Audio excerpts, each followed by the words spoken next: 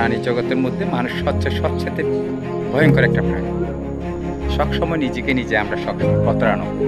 নিজের জন্য প্রতারণা করি এবং অপরের জন্য প্রতারণা করি। এমন একটা প্রাণী আমরা, যেটা না করলে আমরা কখনো শান্তি পাই না। এটা হচ্ছে বাস্তব। কীরকম প্রতারণা?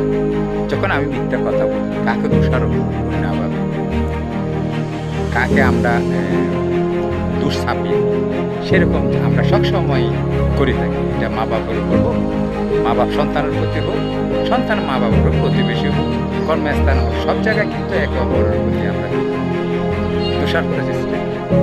কিন্তু নিজের দোষটা কখনো আমরা দেখি না। এটা হচ্ছে সবচেয়ে বড় কথা। সুতরাং আমরা যে মানুষ জানি না, আমরা কখনো ভালো চাই না। সুতরাং ভালো করার জন্য আমাদের নিজেকে পরিবর্তন করতে হবে।